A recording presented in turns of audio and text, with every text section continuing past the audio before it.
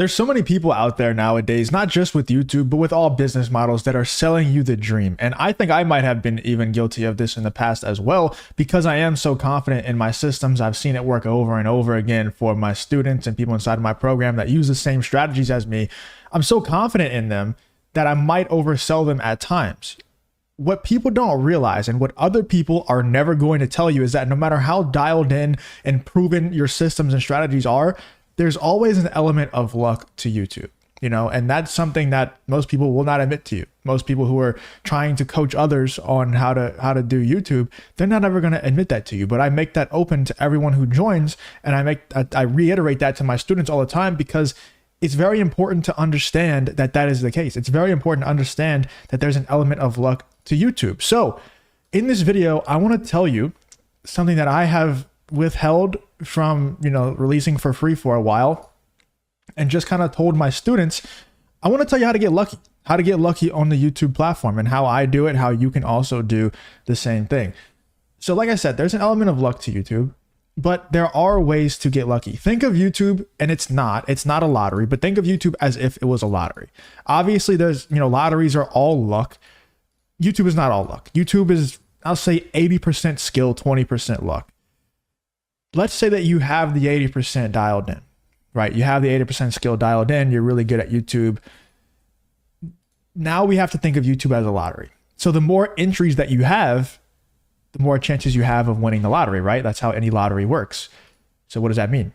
Well, that means you need to upload more content. And with anything in life that involves luck, anything at all. So the fitness, the gym. Do you think it's more likely or less likely that if you go to the gym more days out of the week that you will get in better shape? Probably more likely. Let's say getting good at sharpshooting or boxing or whatever.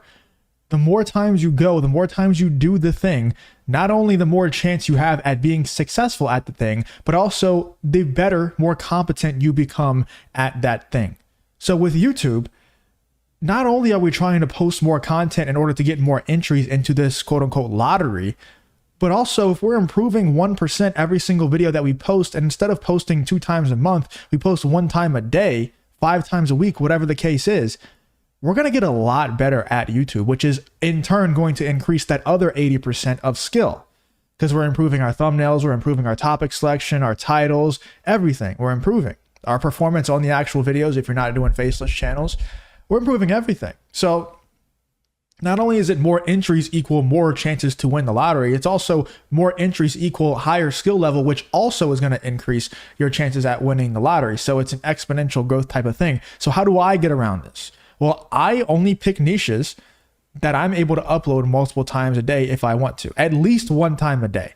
So you're not ever going to see me, unless it's like a passion project, because I actually would like to do this kind of content. I would like to make a channel that's like documentary style, but I don't do that right now because it's extremely hard. It would be extremely expensive and just not worth it to do a documentary style channel. It's just not worth it.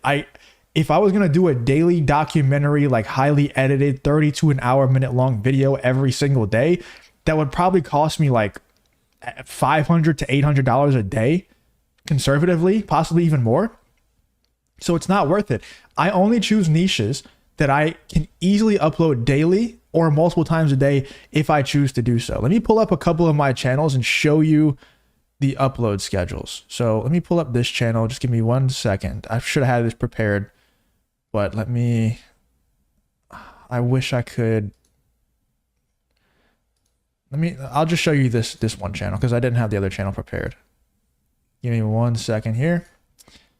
Okay, so if we go to my analytics here, let's look at this.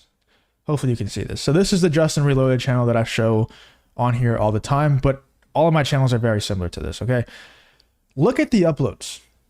Every once in a while, there'll only be 1 video uploaded, but most days it's 2 videos uploaded every single day. Let's go pick a random month. Let's say May.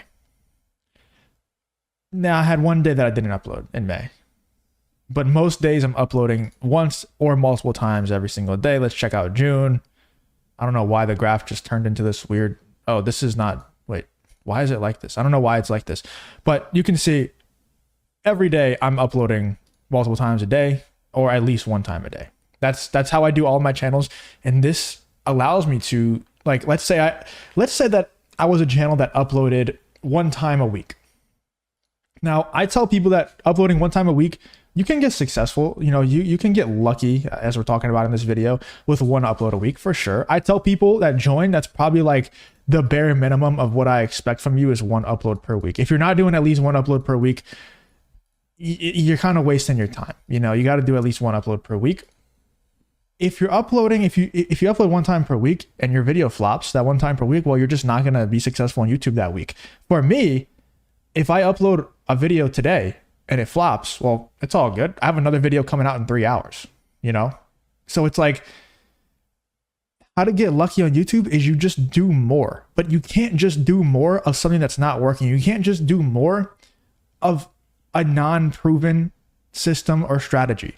First thing you have to figure out is the 80%. Figure out the 80% that is skill, that can be mastered, that is topics, titles, thumbnails, timing, all these things.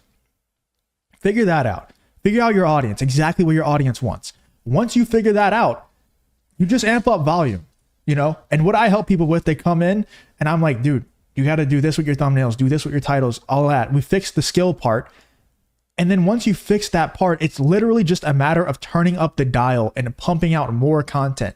And then once you start making money from YouTube, instead of going buy cars and watches and dumb stuff, you reinvest that back into editors and thumbnail artists and stuff like that, so you can pump out even more, which gets you more entries into the lottery, which also allows you to get even better at YouTube content creation, which allows you to go viral more and more and more and make more and more money that you reinvest back into the channel. And then eventually you start making multiple channels and you get the picture.